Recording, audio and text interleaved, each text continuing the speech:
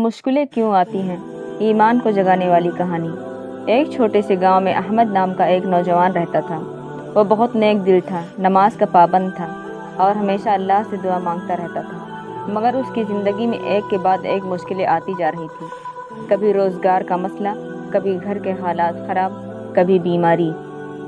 ایک دن وہ بہت پریشان ہو کر مسجد گیا اور اللہ سے شکایت کرنے لگا، یا اللہ، میں تیری عبادت بھی کرتا ہوں، پھر بھی میری زندگی میں اتنی مشکلیں کیوں ہیں؟ اسی وقت ایک بزرگ وہاں آئے اور احمد کے چہرے پر پریشانی دیکھ کر پوچھا، بیٹا کیا بات ہے؟ احمد نے ساری کہانی سنا دی۔ بزرگ مسکرائے اور کہنے لگے، کیا تم نے کبھی سونا دیکھا ہے؟ احمد نے کہا، جی ہاں۔ بزرگ بولے، سونے جب تک آگ میں نہیں جلتا وہ خالص نہیں بنتا۔ اللہ اپنے بندوں کو آزمائش میں ڈال کر انہیں پاک اور مضبوط بناتا ہے۔ مشکلیں اللہ کی ناراضگی نہیں بلکہ اس کی محبت کی نشانی ہوتی ہے۔ یہ سن کر احمد کے آنکھوں میں آنسو آ گئے، مگر اس بار وہ غم کے نہیں بلکہ سکون کے تھے۔ اسے سمجھ آ گیا کہ ہر مشکل کے پیچھے اللہ کی کوئی نہ کوئی حکمت ہوتی ہے۔ اس دن کے بعد احمد نے شکایت کرنا چھوڑ دیا اور صبر کے ساتھ ہر حال میں اللہ کا شکر ادا کرنے لگا۔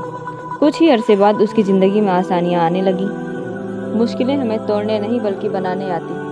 جب بھی زندگی میں پریشانی آئے تو یاد رکھو، اللہ تمہیں آزما کر بلند مقام دیتا ہے۔ بے شک مشکل کے ساتھ آسانی ہے۔ یہ اسٹوری آپ لوگوں کو اچھی لگی تو زیادہ سے زیادہ لائک کریں اور چینل کو سبسکرائب کرنا نہ بھولیں۔